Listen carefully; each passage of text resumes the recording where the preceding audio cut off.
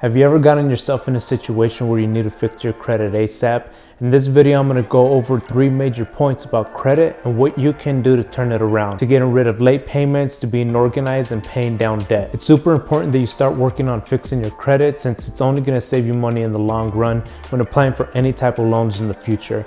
The lower the interest rate, the better, and keep in mind that making little changes now will go a long ways in the future. There's 2 things that we need to remember. Number 1 is credit is a reflection of debt and how it's been and going to be paid back. Number 2, you're judged on a couple of different categories which affect your credit score differently. I made a whole separate video that you should go watch right now. It's how to get the perfect credit score and the breakdown of each category and how it affects your credit score individually. I'll put the link down in the description below. The first thing that you need to do before anything is figure out what's on your credit report and what exactly is causing your credit to drop. It could be as simple as maxing out your credit cards, which you can pay down, or something a little bit more complicated like having some type of collections or late payments on your credit.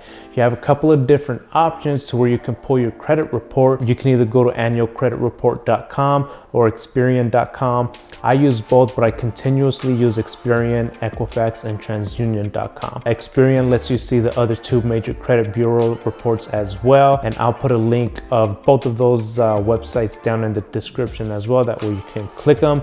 And by any means, I just want to let you guys know right now, I'm not affiliated with any of those websites. I personally use them and I still use them to this day. So with that being said, I want to focus on a couple of different things right now. Number 1 is being able to dispute any errors on your credit report that you see that are negative remarks by doing one of these 4 things. The first one is calling Experian and these other agencies and have them submit a dispute on your behalf. It's as simple as picking up the phone and answering a couple of questions that they're probably going to ask you about what's going on and why you think that remark is inaccurate. That's probably the easiest way that you're going to be able to get those remarks removed, but it doesn't always work, and I need you to keep in mind that if that doesn't work, there is a next step that I want you to take, and that's simply by doing it yourself. You can actually go on the website, go to Experian.com, find the actual account that you see has a negative remark. You can see it on the tabs, and then somewhere in the tabs that allows you to submit the information about why you think that negative remark is inaccurate, to where you're able to submit any type of documentations supporting your claim, right? And if you don't have any documentations, you can just simply put, hey, look, I never made a late payment on this account before. It's inaccurate, please fix. That's worked for me multiple times, but it doesn't always 100% work, just depending on the lender whose account you have a negative remark on, okay? So if those don't work, then you'll end up having to submit a letter in for those corrections.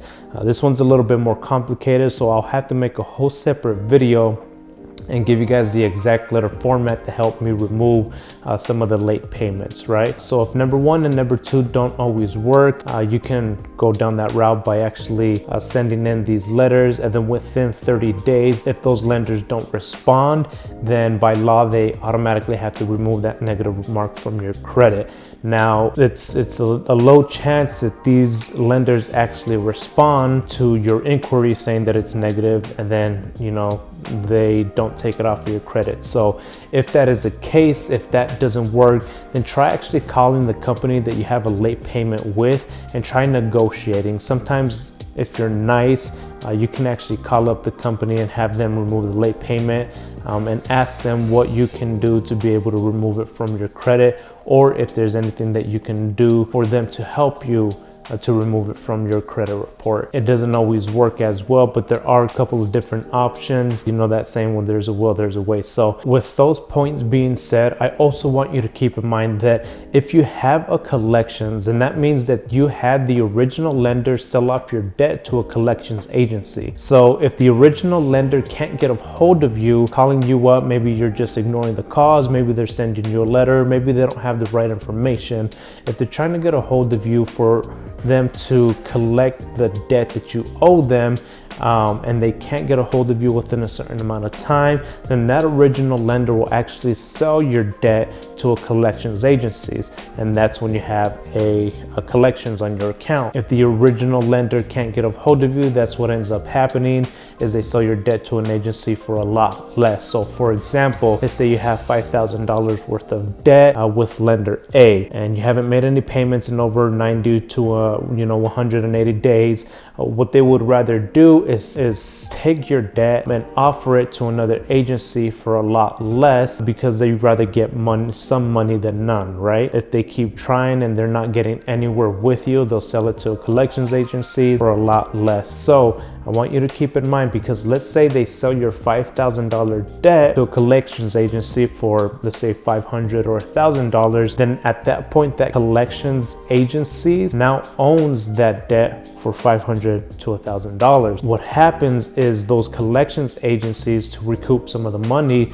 now they'll start calling you, and then they'll start telling you, hey, look, you owe $5,000.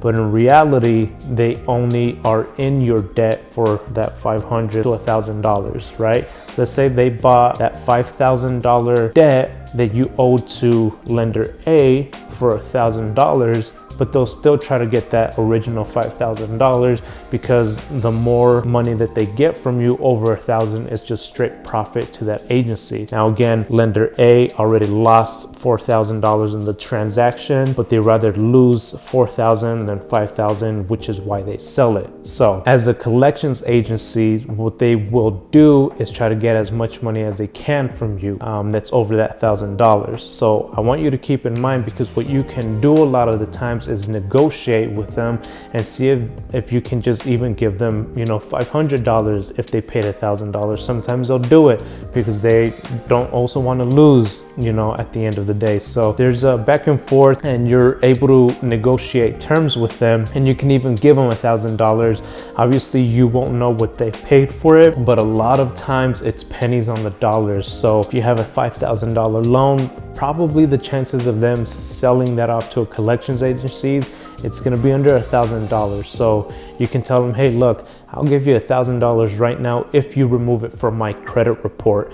And a lot of the times they will actually do that. You might have to, call in at different times, or if they say no, then just tell them then you're not going to get the money, and then have them call again at a later, day and time. So you can do that. With that being said, it will still show in your history that you've had a collections, but the negative remark will no longer be there.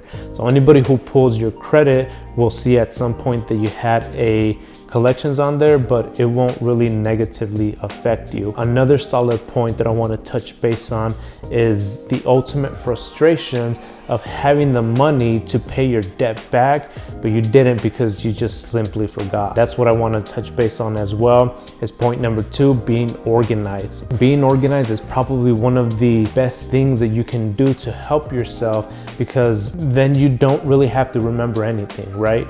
If you have everything on automatic payments or having an organizer, that's also super helpful. I personally use rocketmoney.com, which again, I'm not sponsored by them, but it is a app and a website that I use literally day in and day out, that I've been using. I spoke about this website on different videos. It's helped me save a lot of money on things that I don't think that I was spending money on. Rocketmoney.com, as well as a monthly bill organizer I use as well, which I'll link both of those in the description for you guys. I use both of those hand in hand. The monthly bill organizer tells me exactly what bills I have on what day. That way, in the beginning of the week, I can see what bills are coming out or what bills should be coming out, and then that way it doesn't sidetrack me. So keeping organization of how much should be coming out of your bank for those bills that you owe is super critical. That way you make sure that you actually have money in your account, so it doesn't bounce and or so it doesn't come out as any type of late payments, and that way you make sure that you have money in your account for them to be able to process that transaction. With rocketmoney.com, you can also see how much money is coming in, how much money is coming out, how much debt you owe, and any type of reoccurring payments that are coming out of your bank account maybe some subscriptions that you may not use. You can use Rocket Money to be able to cancel them as well. A lot of the times we don't really know what we're spending our money on, so those websites really help us be aware of what we're spending our money on at the end of the day. Little did I know months ago that I was spending over $500 on eating out alone. I made a video on that. Most of us do spend over $500 on eating out. That's money that we could be saving and putting in on our pockets to be able to pay down debt, to be able to help our credit shoot up, right? And a lot of the times we use credit cards to be able to pay for these things that we don't need, like eating out. So that's part of being organized, is being aware of what we're actually spending our money on. So both of these combined allows me to track my expenses and my bills. It allows me to see where I'm spending my money at. And it wasn't until I got them that I realized that I was literally spending hundreds of dollars on things that I really didn't need. So organization and knowing when your bills come out will allow you to have and save for when that time comes, okay? So like I said, many of us don't realize how much money we actually truly spend. So I want to go on and jump into point number 3, is making sure if you have any extra money to be using it towards your debt. Remember, your debt is just a basic number. When you see on your credit card balance, let's say you owe $800, that may seem small initially, but you need to factor the interest rate, which is really what burns you, okay? So that $800 can turn into $2,500 real quick over the course of trying to pay it off. If you're making minimum payments, don't make minimum payments. You want to pay the most that you can possibly pay. That way you essentially don't have to waste money. If you keep these key things in mind, you're able to really pay off your debt and shoot up your credit. That way you have perfect credit at the end of the day. So with that being said, I hope this video helped you guys. If you guys have any questions, feel free to comment down below. Ask away. I'll go ahead and make another video. Thank you all for watching. If you're new and this is your first time on this channel, we talk about ways to improve your credit score, financial literacy, budgeting, and many different topics to help you improve your current credit financial habits, all done within about 5 minutes or less. If you find this video helpful, do me a solid favor by subscribing, liking this video, and sharing it with somebody who you may think may be able to benefit from it. Believe it or not, it helps a ton. Comment down below, like I said, something that you may be struggling with. That way I can make a video specifically for you. Again, thank you all for watching. Love you guys, and until next, peace.